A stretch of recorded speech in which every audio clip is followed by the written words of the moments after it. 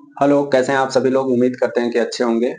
Railway ज्ञान मंत्र YouTube channel में आप लोगों का स्वागत है। देखिए, आरआरबी एएलपी सीबीटी 2 का एग्जाम डेट भी आ गया है और जो अब एग्जाम डेट दिया गया है 2 मई और 6 मई को दिया गया है। तो इस बार तो चांसेस है कि पूरे एग्जाम हो जाएंगे। इस बार कुछ भी गड़बड़ी नहीं होगा। चलिए, हम लोग देख रहे थे इंपॉर्टेंट मैथमेटिकल फार्मूला किसके लिए, बेसिक साइंस एंड इंजीनियरिंग के लिए। बेसिक साइंस और इंजीनियरिंग में जो न्यूमेरिकल्स आते हैं उसका हम लोग फार्मूला देख रहे थे और साथ ही साथ समझ भी रहे थे कि कौन सा फार्मूला कब कैसे लगाना है। तो इसी क्रम में आज हम लोग देखेंगे क्या, heat and temperature. Heat and temperature, उष्मा और तापमान। देखिए, हीट और टेम्परेचर एक ऐसा चैप्टर है जो बहुत ही आसान है लेकिन लोगों को समझ में आता ही नहीं है, कंफ्यूज होते रहते हैं और इससे अच्छा खासा क्वेश्चन पूछा जाता है। एक बात मैं यहाँ आपको बता दूं कि यहाँ मैं थ्योरी नहीं बताऊंगा, न्यूमेरिकल्स पर्सपेक्टिव से मैं आपको समझाने का कोशिश करूंगा। फिर भी इसमें ये हीट और टेम्परेचर एक ऐसा चैप्टर है, इसमें अगर आपको थोड़ा थोड़ा इसका बेसिक नहीं पता रहेगा तो न्यूमेरिकल्स नहीं लग पाएंगे, आप लोग गलती करके आएंगे। देखिए, आगे बढ़ने से पहले ये समझ लेते हैं कि हीट यानी उष्मा और टेम्परेचर दोनों होते क्या हैं। आप लोग मैक्सिमम लोग यही समझते हैं कि उष्मा और टेम्परेचर जो है एक ही होता है, लेकिन देखिए एक नहीं होता, ये दोनों अलग अलग होते हैं। आइए हम समझते हैं। अगर हम बात करेंगे हीट क्या होता है, तो हीट एक प्रकार की ऊर्जा है। ठीक है, हीट एक प्रकार की ऊर्जा है, फॉर्म ऑफ एन एनर्जी है जो कि एक ट्रांसफर होती रहती है। Heat can be transfer. आप क्या है, हीट को आप माप नहीं सकते हैं। जैसे मैं ये बोलूं, आप समझिएगा, यहीं पे कंफ्यूजन होना स्टार्ट होता है। जैसे मैं ये बोलूं कि ये एक केतली है, ठीक है, इसमें क्या है, पानी भरा हुआ है, गर्म पानी है। अगर मैं आपसे पूछूं कि इसका हीट कितना है तो आप लोग नहीं बता पाएंगे, क्योंकि हीट को कभी मापा नहीं जा सकता है, उष्मा को कभी मापा नहीं जा सकता है। हाँ, हीट ट्रांसफर को आप माप सकते हैं। जैसे कि अभी यहाँ पर एक और ठंडा पानी है, तो अगर दोनों को मिलाएंगे तो आप ये बोल सकते हैं कि इस वाले 1 से 2 में कितना हीट ट्रांसफर हुआ है, लेकिन आप ये नहीं बता सकते इसमें कितना हीट है। और इसका जस्ट उल्टा टेम्परेचर है, टेम्परेचर ट्रांसफर नहीं होता है। ठीक है, जैसे मैं कहूं कि ये मान लीजिए कि 25 डिग्री सेल्सियस पे है और ये आपका 50 डिग्री सेल्सियस पे है। अगर आप बोलेंगे, देखिए टेम्परेचर हम माप सकते हैं, temperature can be measured, temperature को हम माप सकते हैं, लेकिन आप ये नहीं बोल सकते कि 25 डिग्री सेल्सियस का प्रवाह हो गया। ये आपने कभी भी बोलते हुए नहीं सुना होगा कि 25 डिग्री, अगर इन दोनों को मिक्स करेंगे तो आप ये नहीं बोलेंगे कि 25 डिग्री तापमान का प्रवाह हो गया। ऐसा टेम्परेचर में नहीं होता है। टेम्परेचर में क्या होता है, टेम्परेचर को हम लोग मेजर कर सकते हैं, बाकी जो भी हम मिक्स करते हैं तो एक फाइनल टेम्परेचर आता है, वो किसकी वजह से आता है, वो उष्मा प्रवाह की वजह से आता है। ठीक है, फ्लो ऑफ हीट की वजह से आता है, न कि फ्लो ऑफ टेम्परेचर की वजह से आता है। तो हीट और टेम्परेचर में ये बेसिक डिफरेंस है।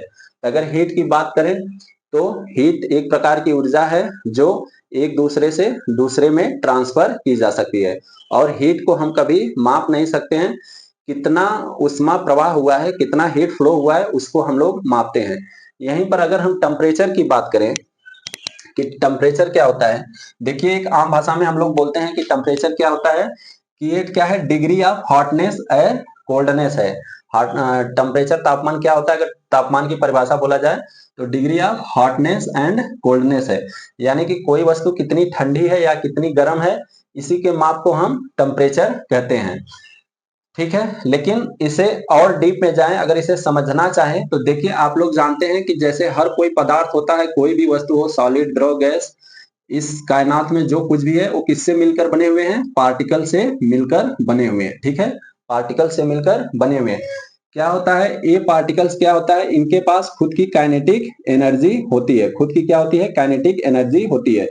अगर गैस की बात करें तो ये पार्टिकल्स यहाँ से वहां मूव करते रहते हैं, इसके वजह से गैस और सॉलिड, गैस और लिक्विड की बात करें तो ये जो पार्टिकल्स है यहाँ से वहां मूव करते रहते हैं, इसके वजह से इनकी काइनेटिक एनर्जी होती है। सॉलिड की बात करें तो एकदम पास पास होते हैं, ये मूव नहीं करते हैं, लेकिन एक ही जगह क्या है, कंपन करते रहते हैं, एक ही जगह वाइब्रेट करते रहते हैं, इसके वजह से काइनेटिक एनर्जी होता है। तो इन्हीं सब काइनेटिक एनर्जी का जो एवरेज होता है ना, एवरेज आप ले लेंगे, सभी को जोड़ देंगे तो एवरेज काइनेटिक एनर्जी जो आता है वही उस पदार्थ के टेम्परेचर को शो करता है। जैसे कि अगर मैं बात करूं इसको और थोड़ा सा अच्छे से समझें काइनेटिक एनर्जी वाले को। तो सपोज मान लीजिए कि ये क्या है, आप पानी भरे हुए हैं, ठीक है, पानी भरे हुए हैं और यहाँ से आप उष्मा दे रहे हैं, गर्म कर रहे हैं, हीट फ्लो इधर से आप करा रहे हैं, इसको गर्म कर रहे हैं। तो इसका टेम्परेचर ऑटोमेटिक बढ़ता है। जैसे मान लीजिए कि पहले अगर 10 डिग्री सेल्सियस पे रहेगा, तो जब आप उष्मा देते हैं तो क्या मान लीजिए 50 डिग्री सेल्सियस हो गया, टेम्परेचर बढ़ गया। टेम्परेचर बढ़ने का मतलब ही क्या है कि इसकी जो काइनेटिक एनर्जी ऑफ पार्टिकल्स है वो बढ़ गया है। काइनेटिक एनर्जी ऑफ पार्टिकल्स बढ़ गया है। कैसे? जब इसको जब गर्म करेंगे, यहाँ पर जो पार्टिकल्स होते हैं वो और तेजी से इधर उधर मूव करने लगेंगे, इधर उधर भागने लगेंगे, जिससे इनकी काइनेटिक एनर्जी बढ़ती है। और जैसे ही काइनेटिक एनर्जी बढ़ेगा, इसमें जो कुछ भी रखा हुआ है उस पूरे सब्सटेंस का क्या है, टेम्परेचर बढ़ जाएगा। तो उम्मीद करता हूं कि उष्मा और ताप में आपको थोड़ा बहुत डिफरेंस पता चला होगा। चलिए अब बात कर लेते हैं जो हमारा काम का चीज है। देखिए, अगर उष्मा की बात करें तो एक चीज आप लोग यहाँ पर ध्यान रखिए, उष्मा क्या है आपका, स्केलर क्वांटिटी है, ठीक है, सदिश राशि है। और टेम्परेचर क्या है आपका, वेक्टर है, ठीक है, टेम्परेचर वेक्टर क्वांटिटी है, अदिश राशि है। अगर हम टेम्परेचर के एसआई मात्रक की बात करें तो क्या होता है, केल्विन होता है, ठीक है। टेम्परेचर का एसआई मात्रक क्या होता है, केल्विन होता है। और कौन कौन से इसके मात्रक होते हैं, डिग्री सेल्सियस, डिग्री फ़ारेनहाइट, ये सब आप लोग जानते हैं। अगर उष्मा की बात करें तो उष्मा का मात्रक क्या होता है, जूल या कैलोरी। देखिए, उष्मा का मात्रक जूल भी होता है, कैलोरी भी होता है। अगर कैलोरी का देखिए कभी कभी डिफिनीशन पूछ लेता है, कैलोरी का परिभाषा आप लोगों से पूछ लेता है। तो कैलोरी का परिभाषा क्या होता है, ध्यान से सुनिए। 1 ग्राम जल का तापमान 1 डिग्री सेल्सियस बढ़ाने के लिए, जैसे मान लीजिए कि मैंने यहाँ पर 1 ग्राम जल ले लिया है, 1 ग्राम यहाँ पर क्या है, वाटर है। अब इसका तापमान 1 डिग्री सेल्सियस बढ़ाने के लिए, 1 डिग्री सेल्सियस बढ़ाने के लिए जितनी आप उष्मा दोगे, जितनी उष्मा की आवश्यकता होती है, उसी उष्मा को क्या बोलते हैं, 1 कैलोरी, ठीक है, 1 कैलोरी। फिर से सुनिए, 1 कैलोरी क्या होता है, इसका परिभाषा आपसे पूछ लेता है 1 मार्क में, ठीक है। 1 कैलोरी बराबर क्या होगा, 4 ऑप्शन दे देता है। तो ध्यान से सुनिए, 1 ग्राम जल का तापमान 1 डिग्री सेल्सियस बढ़ाने के लिए, डिग्री केल्विन नहीं, 1 डिग्री सेल्सियस बढ़ाने के लिए जितनी उष्मा की आवश्यकता होती है उसे 1 कैलोरी कहते हैं। अगर मोर स्पेसिफिकली बोले कि 1 डिग्री सेल्सियस, तो देखिए ये भी हो सकता है कि आप 10 डिग्री से 11 डिग्री सेल्सियस बढ़ा दीजिए, ठीक है। 15 डिग्री सेल्सियस से क्या है, 16 डिग्री सेल्सियस बढ़ा दीजिए, 21 डिग्री से 22 डिग्री सेल्सियस बढ़ा दीजिए, ये भी तो 1 डिग्री सेल्सियस बढ़ रहा है। लेकिन कैलोरी के परिभाषा में ये दिया गया है, अगर स्पेसिफिकली बोले तो 14.5 डिग्री से 15.5 डिग्री सेल्सियस तक टेम्परेचर बढ़ाने के लिए 1 ग्राम पानी का 14.5 डिग्री सेल्सियस से 15.5 डिग्री सेल्सियस बढ़ाने के लिए जितना उष्मा का आवश्यकता होता है उसे कैलोरी कहते हैं, ठीक है। उम्मीद करता हूं कि आप समझ गए होंगे। इसके बाद बात कर लेते हैं कैलोरी और जूल में क्या संबंध होता है। देखिए, ये आपको एकदम याद होना चाहिए, वन मार्क में भी पूछता है, एग्जाम में ऑप्शन में भी। 1 कैलोरी बराबर क्या होता है, 4.18 जूल, ठीक है। 1 कैलोरी बराबर 4.184 जूल होता है, या इसी को अगर 1 जूल बराबर लिखोगे तो 0.24 कैलोरी होगा, ठीक है। एक देखिए उष्मा का एक और मात्रक होता है, ब्रिटिश थर्मल यूनिट। ये भी आपको थोड़ा सा ऐसे ही याद रख लो कि एक ब्रिटिश थर्मल यूनिट में 252 कैलोरी होता है, एक ब्रिटिश थर्मल यूनिट में 252 कैलोरी होता है। अगर इसको आपका परिभाषा जानना है, एक ब्रिटिश थर्मल यूनिट क्या होता है, तो 1 पाउंड जल का तापमान, 1 पाउंड जल का तापमान 1 डिग्री फ़ारेनहाइट बढ़ाने के लिए जितनी उष्मा की आवश्यकता होती है उसे ही क्या बोलते हैं, 1 BTU। और एक किसके बराबर होता है, 252 कैलोरी के बराबर होता है। चलिए, उम्मीद करता हूं कि इतनी सारी चीजें आप लोग समझ गए होंगे।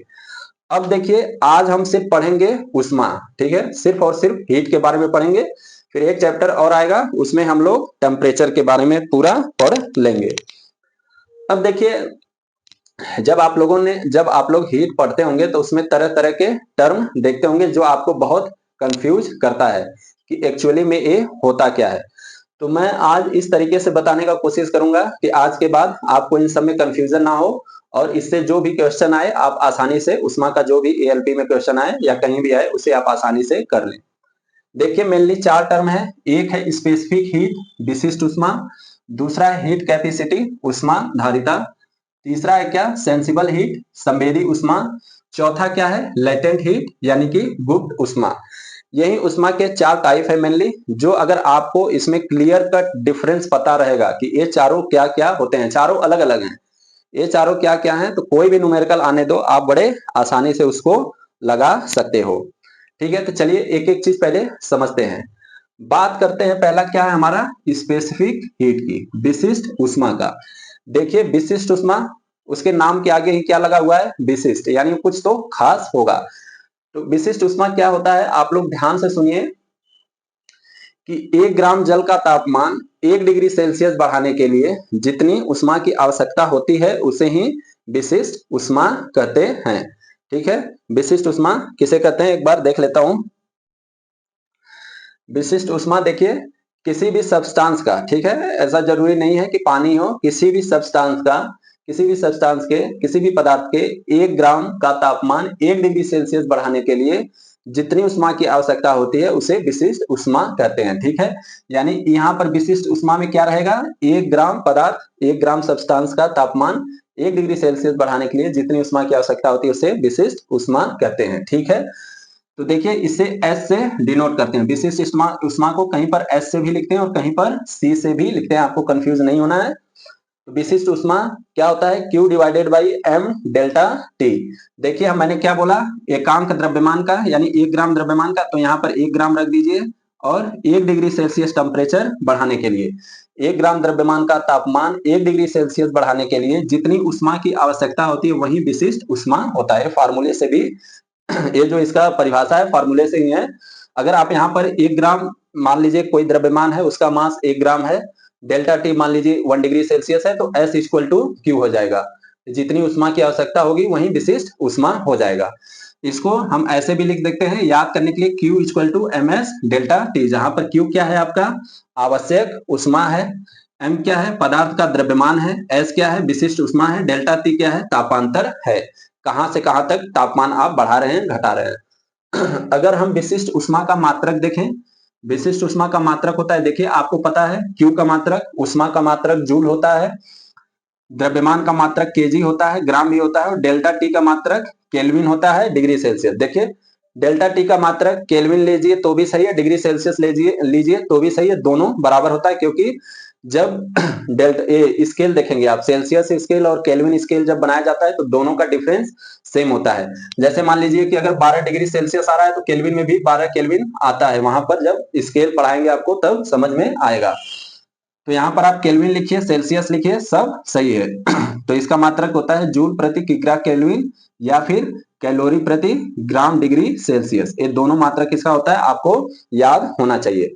अब देख लेते हैं कि स्पेसिफिक हीट, दो चीजों का आपको याद होना चाहिए, एक वाटर का याद होना चाहिए और दूसरा आइस का याद होना चाहिए।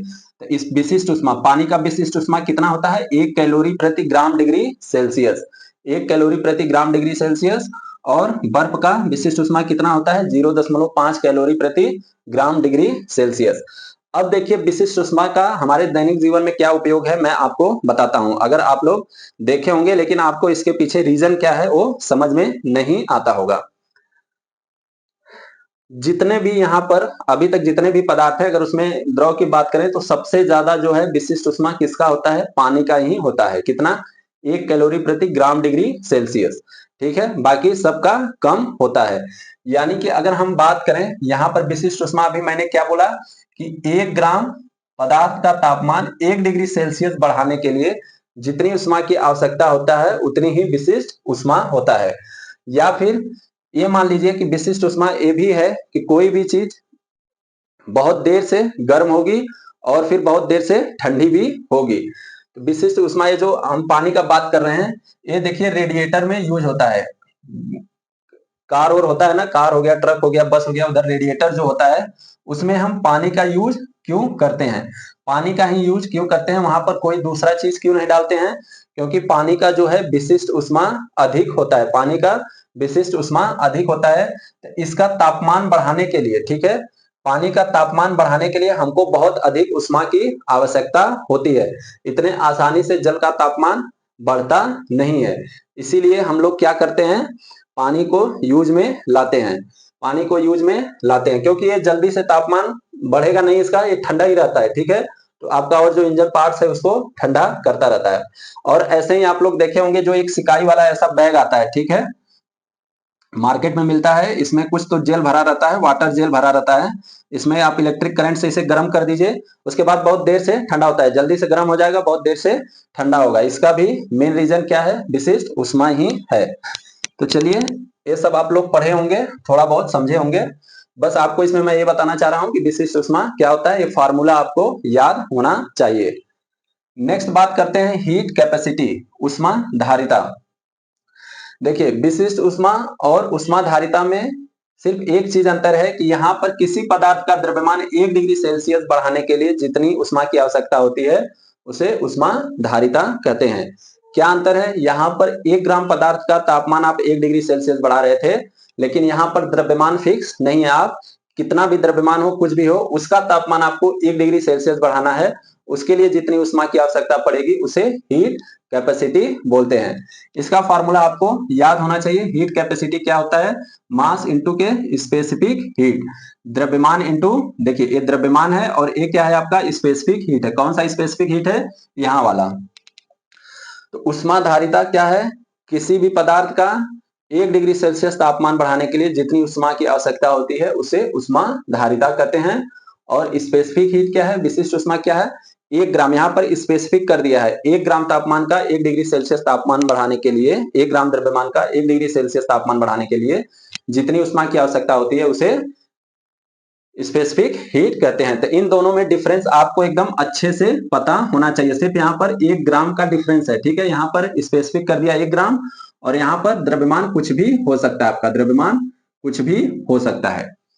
अब देखिए, नेक्स्ट पे चलते हैं सेंसिबल हीट। सेंसिबल हीट को क्या बोलते हैं? संवेदी ऊष्मा। सेंसिबल हीट को क्या बोलते हैं? संवेदी ऊष्मा। संवेदी ऊष्मा क्या होता है? Change in temperature without changing it's phase. मैंने क्या बोला? संवेदी ऊष्मा क्या होता है? Change in temperature without changing it's phase. देखिए मैं क्या बात कर रहा हूं, जैसे कि मान लीजिए ये पानी है, ठीक है, पानी है, इसको आप ऊष्मा दे रहे हो, इसको आप ऊष्मा दे रहे हो, हीट यहां से सप्लाई कर रहे हो, तो इसका क्या हो रहा है? इसका सिर्फ टेम्परेचर बढ़ रहा है। जैसे मान लीजिए 0 डिग्री सेल्सियस से 50 डिग्री सेल्सियस तक बढ़ गया, तो ये तो है पानी ही, फेज चेंज नहीं हुआ है। ध्यान से समझिए, सेंसिबल हीट क्या होता है? ये है पानी ही, ये वाटर ही है, भले हम इसको गर्म कर रहे हैं लेकिन ये अभी भी पानी है। 0 डिग्री सेल्सियस से 50 डिग्री सेल्सियस तक इसका टेम्परेचर बढ़ गया, लेकिन इसकी अवस्था में कोई भी परिवर्तन नहीं हुआ है। तो ये जो यहाँ पर हीट रिक्वायर्ड होता है इसको क्या बोलते हैं? Sensible heat. सेंसिबल हीट क्या होता है? तापमान में परिवर्तन बिना अवस्था परिवर्तन किए हुए, ठीक है, यानी चेंज इन टेम्परेचर, चाहे टेम्परेचर बढ़ाएं घटाएं लेकिन उसका अवस्था परिवर्तन नहीं होना चाहिए। उसके लिए जो हीट की आवश्यकता होता है उसे सेंसिबल हीट कहते हैं। ये आपको समझ में आना चाहिए। और इसको कैलकुलेट करने का फॉर्मूला क्या होता है? यही होता है, ठीक है, Q इक्वल टू के MS delta T। Sensible heat के लिए कोई अलग से फार्मूला नहीं है, जो स्पेसिफिक हीट का फार्मूला है उसी से हम सेंसिबल हीट निकाल लेते हैं। इतनी बात आपको समझ में आनी चाहिए। अब देखिए, सेंसिबल हीट और लेटेंट हीट दोनों आपस में क्या है? इंटर कनेक्टेड है, ठीक है, दोनों एक दूसरे से इंटर कनेक्टेड है। कैसे इंटर कनेक्टेड है? अब देखिए, लेटेंट हीट क्या होता है? इसको हिंदी में बोलते हैं गुप्त ऊष्मा। अवस्था परिवर्तन के लिए, ठीक है, अवस्था परिवर्तन के लिए आवश्यक ऊष्मा को गुप्त ऊष्मा कहते हैं। मैंने क्या बोला? गुप्त ऊष्मा क्या होता है? अवस्था परिवर्तन के लिए आवश्यक ऊष्मा को गुप्त ऊष्मा कहते हैं। कैसे अवस्था परिवर्तन के लिए? जैसे मान लीजिए यहाँ पर वाटर है, ठीक है, यहाँ पर वाटर है, लेकिन यहाँ पर क्या हो गया? वाटर बचा ही नहीं, सभी क्या हो गया? वेपर हो गया। सभी क्या बन गया? भाप बन गया, वाष्प बन गया। तो यहाँ पर आप देख रहे हैं सीधे सीधे क्या हो गया? फेज चेंज हो गया। तो इस फेज चेंज के लिए जितनी ऊष्मा आप लोग देते हैं उसको क्या बोलते हैं? गुप्त ऊष्मा बोलते हैं। लेकिन इसमें आपको एक चीज ध्यान रखना ये होता है कि इसमें क्या होता है? हीट एब्जॉर्ब या रिलीज, वही हीट एब्जॉर्ब कर रहा है, वेपर में बदल गया, और वेपर से फिर हमें पानी में लाना है, यानी भाप से पानी लाना है, कंडेंसेट होगा तो हीट रिलीज होगा, वही है। लेकिन यहाँ पर एक चीज क्या होता है? टेम्परेचर कांस्टेंट होता है, टेम्परेचर चेंज नहीं होता है, ठीक है। यहाँ पर क्या होता है आपका? संवेदी सेंसिबल हीट में टेम्परेचर चेंज होता है लेकिन फेज चेंज नहीं होता है। लेटेंट हीट में क्या है आपका? फेज चेंज हो जाता है, ठीक है, द्रव है तो गैस बन जाएगा, ठोस है तो द्रव बन जाएगा, लेकिन उसके टेम्परेचर में कोई भी चेंज नहीं होगा। यानी मैं ये बोलूं ये 100 डिग्री सेल्सियस पानी जो है 100 डिग्री सेल्सियस वाष्प में बदल गया। देख रहे हैं टेम्परेचर में कोई चेंजेस नहीं हुआ। या हम ये बोलेंगे 0 डिग्री आइस जो है वो 0 डिग्री वाटर में चेंज हो गया। अब आप ये बोलेंगे कि 0 डिग्री जो बर्फ है 0 डिग्री सेल्सियस पे जो बर्फ है वो 0 डिग्री सेल्सियस वाटर में कैसे चेंज होगा। तो ये किसकी वजह से होता है, लेटेंट हीट की वजह से होता है, गुप्त उष्मा के वजह से होता है। पहले हम बर्फ को, जैसे 0 डिग्री सेल्सियस पे बर्फ है, उसको धीरे धीरे उष्मा देंगे तो उसका टेम्परेचर चेंज नहीं होगा, लेकिन धीरे धीरे वो क्या है, गल जाएगा। इसको आप और आसानी से ऐसे समझ सकते हो कि एक बर्फ का टुकड़ा लाइए, उसे ऐसे खुले वातावरण में रख दीजिए, टेम्परेचर चेंज नहीं होगा, लेकिन कुछ टाइम बाद वो क्या हो जाता है, पानी में बदल जाता है। तो उसमें क्या हुआ, आपका टेम्परेचर चेंज नहीं हुआ लेकिन फेज चेंज हो गया। ये होता है लेटेंट हीट। देखिए लेटेंट हीट का जो फॉर्मूला होता है, लेटेंट हीट को एल से लिखते हैं, L equal to Q by के एम। यानी एकांक द्रव्यमान की अवस्था परिवर्तन के लिए आवश्यक उष्मा को क्या बोलते हैं, लेटेंट हीट या गुप्त उष्मा बोलते हैं। गुप्त उष्मा दो तरह का होता है। जो पहला होता है लेटेंट हीट ऑफ फ्यूजन। जो पहला होता है वो क्या होता है, लेटेंट हीट ऑफ फ्यूजन, यानी कि गलन, गलन की गुप्त उष्मा। जैसे कोई चीज सॉलिड से लिक्विड में हो रहा है या लिक्विड से सॉलिड में बन रहा है, तो इसको क्या बोलते हैं, गलन की गुप्त उष्मा। और ये आपको बाई हार्ट याद होना चाहिए कि बर्फ बर्फ पिघलता है ना, बर्फ पानी में पिघल जाता है, जो बर्फ है वो पिघलकर पानी बन जाता है। तो बर्फ की गलन की गुप्त उष्मा कितनी होती है, 80 कैलोरी प्रति ग्राम। इसका मतलब समझ रहे हो क्या है 80 कैलोरी प्रति ग्राम क्या है ये, रुको मैं बताता हूं आपको। जो यहाँ पर लिखा रहता है कि बर्फ के गलन की गुप्त उष्मा 80 कैलोरी प्रति ग्राम है, इसका मतलब सीधा सा यही है कि ये मान लीजिए आपका आइस है, इसका द्रव्यमान कितना है, 1 ग्राम। ये चेंज होके किस में बदल गया, वाटर में, ठीक है। ये 1 ग्राम वाटर में बदल गया, 1 ग्राम वाटर में बदल गया। ये भी 0 डिग्री सेल्सियस है, ये भी 0 डिग्री सेल्सियस है। तो 1 ग्राम बर्फ का तापमान, 1 ग्राम बर्फ को 1 ग्राम वाटर में बदलने के लिए जितनी उष्मा की मात्रा होती है उसे ही गलन की गुप्त उष्मा कहते हैं। और इस कितनी मात्रा होती है, तो 80 कैलोरी, 80 कैलोरी। यानी 1 ग्राम बर्फ को पानी में बदलने के लिए जितनी उष्मा की मात्रा होती है उसे 80 कैलोरी, सॉरी उसे क्या बोलते हैं, बर्फ के गलन की गुप्त उष्मा, और इसका माप कितना होता है, 80 कैलोरी। यानी आप 80 कैलोरी उष्मा दोगे इसे तो क्या होगा, 1 ग्राम जो बर्फ है वो 1 ग्राम पानी में बदल जाएगा। वैसे ही एक होता है लेटेंट हीट ऑफ वाइपराइजेशन, ठीक है, गलन की गुप्त उष्मा और यहाँ पर वाष्पन की गुप्त उष्मा। इसमें क्या होता है, आपका लिक्विड जो है गैस में बदलता है या गैस लिक्विड में बदलता है। अगर लिक्विड से गैस में बदल रहा है तो हमें उष्मा देना पड़ता है, लेकिन अगर गैस से लिक्विड में बढ़ रहा है तो उष्मा हमें मिलेगा, ये उष्मा रिलीज करेगा। वैसे ही यहाँ पर सॉलिड से लिक्विड में जब बनेगा तो यहाँ पर हीट का एब्जॉर्प्शन होगा, हीट हमें देना होगा, लेकिन जब लिक्विड से सॉलिड में आएगा, लिक्विड से सॉलिड में आएगा तो हीट रिलीज होगा, हमको हीट मिलेगा।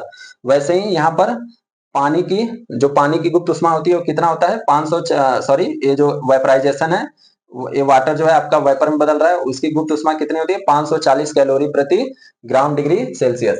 यानी अगर अब इसको हम बोले तो इसी 1 ग्राम पानी को क्या है, आपको वाष्प में बदलना है, वेपर में बदलना है, तो यहाँ पर जो आपको उष्मा देना पड़ेगा वो कितना देना पड़ेगा, 540 कैलोरी प्रति ग्राम, 540 कैलोरी प्रति ग्राम। तो उम्मीद करता हूं कि आपको इतना सारा बात समझ में आया होगा। अगर ये समझ में आ गया होगा तो इससे रिलेटेड जो न्यूमेरिकल्स आते हैं उसको आपको सॉल्व करने में कोई भी दिक्कत नहीं होगी। चलिए मैं एक समराइज कर देता हूं जल्दी जल्दी जो भी अब तक पढ़ाया। मैंने बोला हीट, हीट क्या है, एक form of energy, scalar quantity है। टेम्परेचर क्या, एवरेज काइनेटिक ऑफ पार्टिकल्स है, या degree of hotness and coldness है, ये वेक्टर क्वांटिटी है, ठीक है। इसका मात्रक केल्विन भी होता है, डिग्री सेल्सियस होता है। आपसे एसआई यूनिट पूछ लेता है, एसआई यूनिट पूछ लेता है टेम्परेचर का, तो क्या होता है, केल्विन होता है। अगर हम ऊर्जा के मात्रक की बात करें तो दो होता है, जूल भी होता है, कैलोरी भी होता है। कैलोरी का डिफिनीशन आपको मालूम होना चाहिए, 1 ग्राम जल का तापमान 1 डिग्री सेल्सियस बढ़ाने के लिए जितनी उष्मा की मात्रा होती है उसे 1 कैलोरी बोलते हैं। और कहां से कहां तक तापमान बढ़ाते हैं, 14.5 डिग्री सेल्सियस से 15.5 डिग्री सेल्सियस तक। ये आपको दोनों में रिलेशन पता होना चाहिए, 1 कैलोरी बराबर 4.184 जूल, या 1 जूल बराबर 0.24 कैलोरी। ये कैसे निकालोगे, ये यहीं से आता है, 1 डिवाइडेड बाई 4.184 कैलोरी बराबर क्या हो जाएगा, 1 जूल। इसको डिवाइड कर दोगे तो ये वाला आ जाएगा उसके बाद हम लोग पढ़े थे क्या, 1 ब्रिटिश थर्मल यूनिट, और एक इसके बराबर होता है 252 कैलोरी के बराबर होता है 1 पौंड। ठीक है, 1 पौंड वाटर का तापमान 1 डिग्री फ़ारेनहाइट बढ़ाने के लिए जितनी उष्मा की आवश्यकता होती है उसे ब्रिटिश थर्मल यूनिट बोलते हैं। उसके बाद हम लोगों ने 4 तरीके का हीट पढ़ा, विशिष्ट उष्मा, हीट कैपेसिटी, सेंसिबल हीट और latent heat.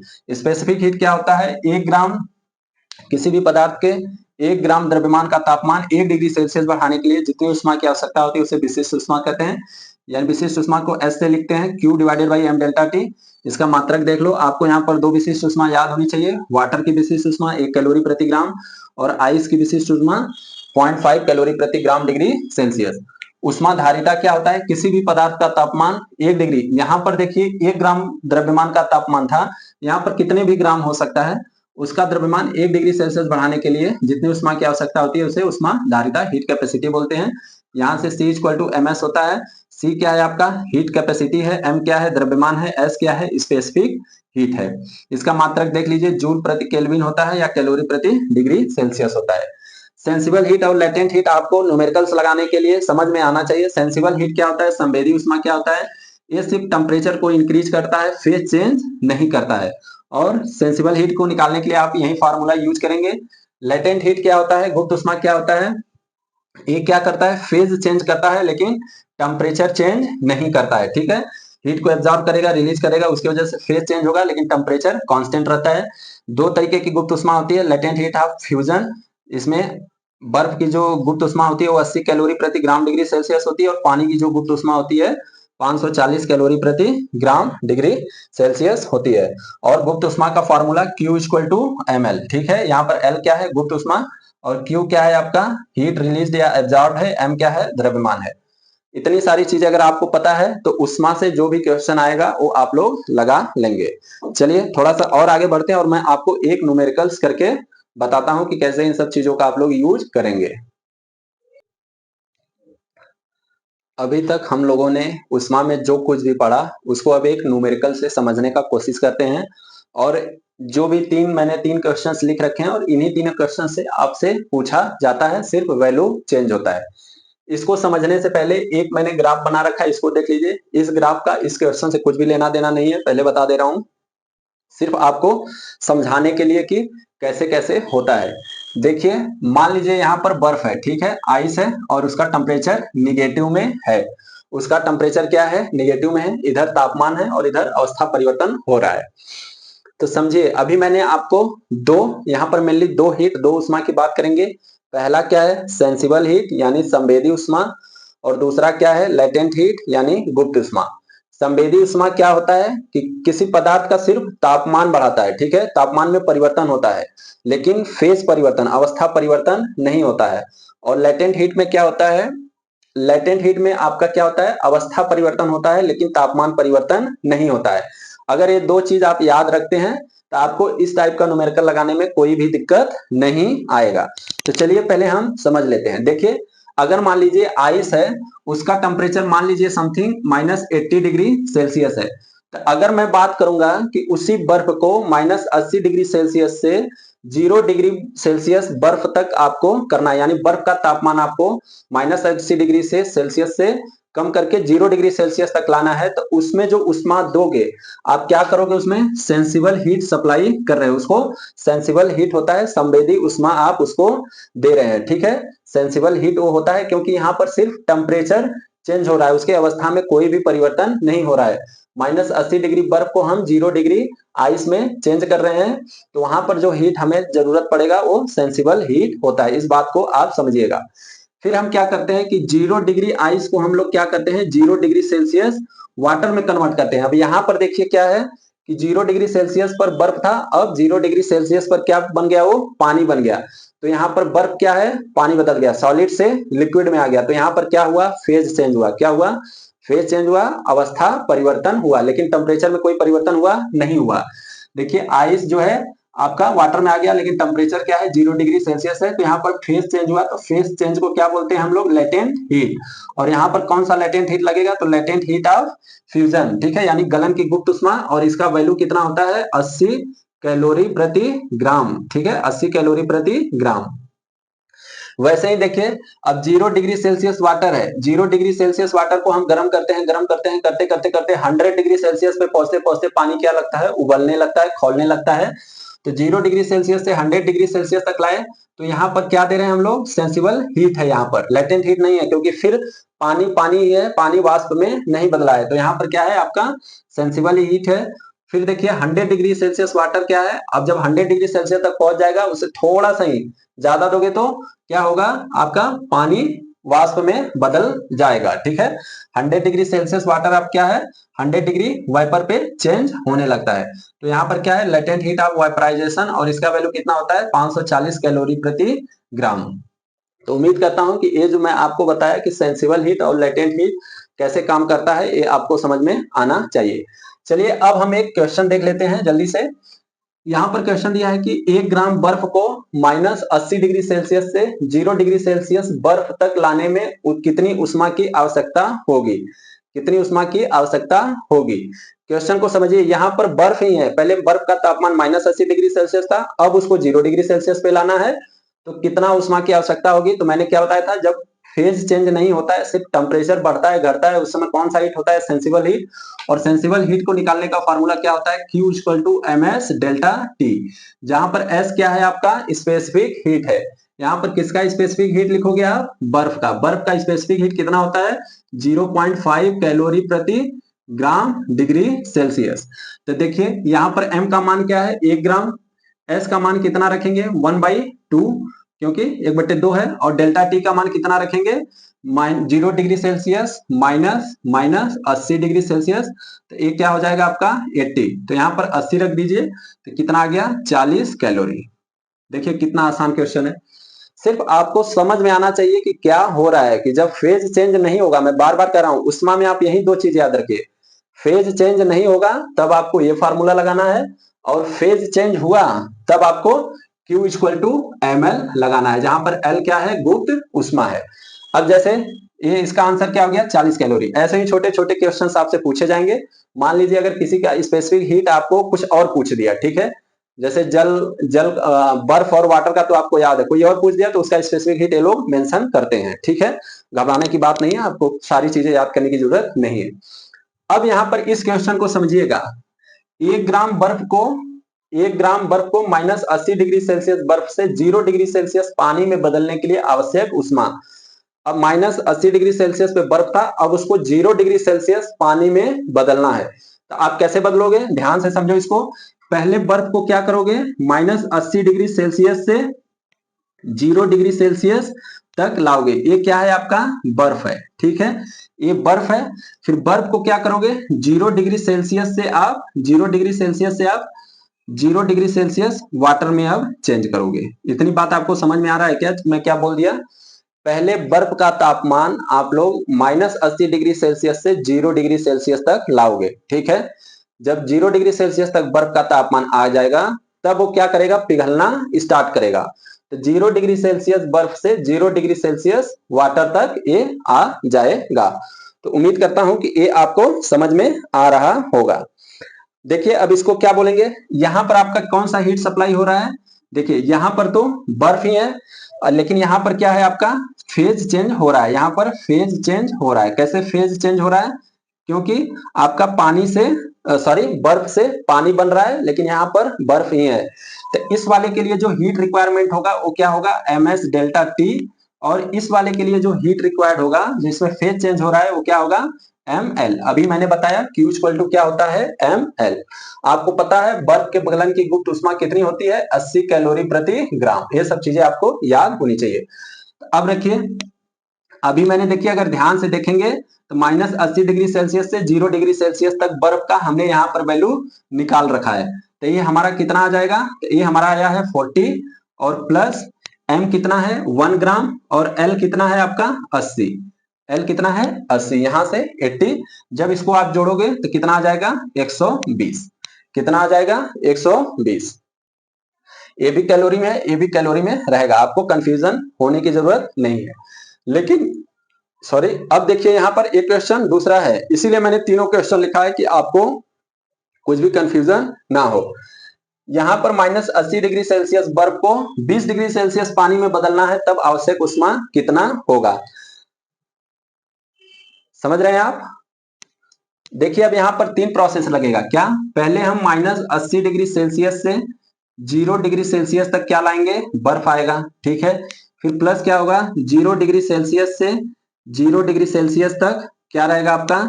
Ice to water form होगा, आइस टू वाटर।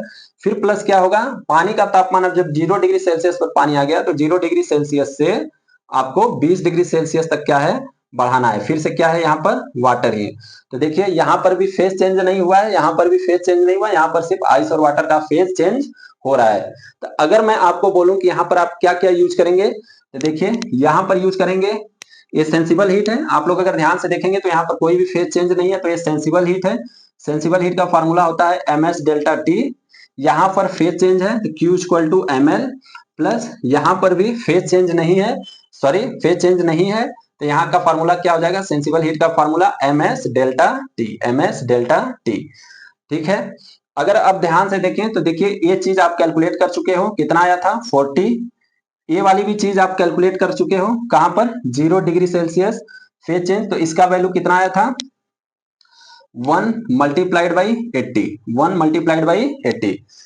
m क्या है? 1 ग्राम द्रव्यमान है, 1 ही ग्राम है, और l क्या है? गलन की गुप्त ऊष्मा क्या होती है? 80। अब बात कर लेते हैं यहाँ पर। अब देखिए यहाँ पर पानी हो गया है, पानी हो गया है तो आपको स्पेसिफिक हीट किसका रखना पड़ेगा? पानी का। तो m कितना है? 1 मल्टीप्लाइड बाई वाटर का स्पेसिफिक हीट कितना होता है? 1 कैलोरी प्रति ग्राम डिग्री सेल्सियस। 1 इंटू 1, और डेल्टा टी कहाँ है? 0 से 20 डिग्री, यानी कि मल्टीप्लाइड बाई 20। तो जब इस सबको जोड़ोगे तो 40 प्लस 80 प्लस 20 कितना आ गया? 140 कैलोरी। देखिए तीनों अलग अलग न्यूमेरिकल है लेकिन बहुत ही इजी है, इसीलिए पहले मैं आपको थोड़ा सा थ्योरी बताया, थ्योरी के बाद एक छोटा सा न्यूमेरिकल्स करवाया। अगर उसमें से क्वेश्चंस आते हैं तो इसी तरीके से क्वेश्चन आपसे पूछा जाएगा। देखिए मेथड ऑफ हीट ट्रांसफर, यानी उष्मा का जो ट्रांसफर होता है, उष्मा का चालन होता है, वो कितने तरीके से होता है? उष्मा का प्रवाह मेनली 3 तरीके से होता है। कंडक्शन हो गया, कन्वेक्शन हो गया, और रेडिएशन हो गया। ये सब आप पढ़े होंगे, ये सब तो आप जानते हैं, लेकिन एक हम देख लेते हैं जिससे न्यूमेरिकल पूछा जाता है, वो क्या है? Thermal conductivity. Thermal conductivity, thermal conductivity या उष्मा चालकता, उष्मा चालकता। इसमें आप लोग एक चीज याद रखेगा कि जो उष्मा होता है dq अपॉन dt, जो उष्मा होता है वो क्या होता है?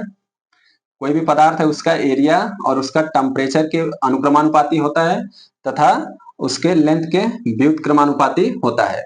उष्मा प्रवाह की जो दर होती है, ये आप फॉर्मूला याद रख लेना, मैं बता दे रहा हूं। उष्मा प्रवाह की जो दर होती है उसके एरिया और टेम्परेचर डिफरेंस के अनुक्रमानुपाती तथा उसके लेंथ के व्युत्क्रमानुपाती होता है। जब ये प्रोपोर्शनलिटी साइन हटाओगे तो क्या हो जाएगा यहाँ पर? के ए dot delta T divided by L, जहां पर के क्या है? आपका थर्मल कंडक्टिविटी है, उष्मा चालकता गुणांक है। के क्या है? उष्मा चालकता गुणांक है। और जिस पदार्थ का उष्मा चालकता गुणांक जितना ज्यादा रहेगा वो उतना ही अच्छा हीट का कंडक्टर रहेगा, ठीक है। उसमें से उष्मा उतने ही अच्छे से प्रवाह हो सकती है। जैसे अगर मैं कुछ चीजें लिख रखा हूं, तो सबसे ज्यादा उष्मा का चालक कौन है? अच्छा, चांदी है, फिर क्या है? तांबा है, फिर क्या है आपका? एल्युमिनियम है, उसके बाद क्या है? जिंक है। ऐसे ही सब है, ये सब चीजें आपको पता होना चाहिए। जैसे 4 ऑप्शन में दे देता है और पूछता है क्वेश्चन में कि उष्मा का सबसे अच्छा सुचालक कौन है, तो जिसका थर्मल कंडक्टिविटी गुणांक के ज्यादा रहेगा वो उष्मा का सबसे अच्छा चालक रहेगा। ये सब थ्योरी है, ये देख लेना। बस आपको यहाँ पर ये फॉर्मूला याद रखना है कि किसी भी पदार्थ में उष्मा प्रवाह की जो दर होती है वो उसके एरिया और टेम्परेचर डिफरेंस के अनुक्रमानुपाती और लेंथ के व्युत्क्रमानुपाती होती है। एक तो ये फार्मूला आपको याद होना चाहिए। और वैसे ही थर्मल एक्सपेंशन होता है, रेखीय प्रसार गुणांक होता है। थर्मल एक्सपेंशन, थर्मल एक्सपेंशन, रेखीय प्रसार गुणांक, ये 3 प्रकार का होता है, ठीक है। उस क्या है? इसको बोलते हैं रेखीय प्रसार। ये 3 प्रकार का होता है। जो पहला होता है रेखीय प्रसार गुणांक, उसे अल्फा से डिनोट करते हैं। और एक क्या होता है? Change in length divided by original length into temperature difference, ठीक है। अगर इसका मात्रक देखेंगे तो क्या होता है? इसका मात्रक देखेंगे तो 1 डिवाइडेड बाई डिग्री सेल्सियस, ठीक है, 1 डिवाइडेड बाई डिग्री सेल्सियस या पर डिग्री सेल्सियस इसका मात्रक होता है, क्योंकि लेंथ से लेंथ कट जाएगा। रेखीय प्रसार गुणांक क्या होता है? Change in length divided by original length into के चेंज इन टेम्परेचर। वैसे ही आपका आता है क्या रेखीय प्रसार गुणांक के बाद क्षेत्रीय प्रसार गुणांक, इसे बीटा से डिनोट करते हैं। इसमें भी क्या होता है? Change in area divided by original area into temperature difference. उसके बाद आता है क्या आपका आयतन प्रसार गुणांक, और ये क्या होता है? Delta V divided by V into delta T. जहां पर डेल्टा लगा रखे हैं उसका क्या मतलब है कि चेंज इन लेंथ हो गया, चेंज इन एरिया हो गया, चेंज इन वॉल्यूम हो गया, चेंज इन टेम्परेचर हो गया, और ये सब क्या है? Original length, original area, original volume. यदि यहाँ पर हमको ये तो याद रखना ही रखना है, यहाँ सीधे सीधे इसका हमें एक इन सब में रिलेशन भी होता है, अल्फा बीटा और गामा में वो क्या होता है? 1:2:3। ये आपसे एग्जाम में पूछता है, ठीक है, ये एग्जाम में आपसे पूछता है, तो ये आप लोग याद रख लीजिए। इसके बाद विशिष्ट उष्मा देखिए, दो विशिष्ट उष्माएं होती हैं, गैस की दो विशिष्ट उष्माएं होती है। अभी जैसे मैंने पहले ही पढ़ा था ना, विशिष्ट उष्मा क्या होता है? Specific heat. तो गैस की दो विशिष्ट उष्मा होता है, एक सीपी होता है और एक सीवी होता है। सीपी क्या होता है? कांस्टेंट प्रेशर पर गैस की विशिष्ट उष्मा, और सीवी क्या होता है? कांस्टेंट आयतन पर गैस की विशिष्ट उष्मा। और इन दोनों में जो रिलेशन होता है CP minus CV equal to क्या होता है? आर के बराबर होता है। CP divided by CV equal to R के बराबर होता है, जहां पर आर क्या है? कांस्टेंट है, और इसका वैल्यू क्या होता है? मोस्टली 1.99, या इसको सीवी बोल देते हैं। या डिवाइड में क्या होता है? CP divided by CP, CP divided by CV equal to होता है क्या? गामा, ठीक है। तो ये आपको इतनी सारी चीजें उष्मा से आनी चाहिए, और उष्मा से इससे बाहर क्वेश्चंस न्यूमेरिकल में नहीं पूछता है। उम्मीद करते हैं कि ये आपको समझ में आया होगा। बाकी टेम्परेचर नेक्स्ट क्लास में पढ़ा देंगे। तब तक आप अपना ध्यान रखिए और CBT 2 के लिए अच्छे से पढ़ते रहिए।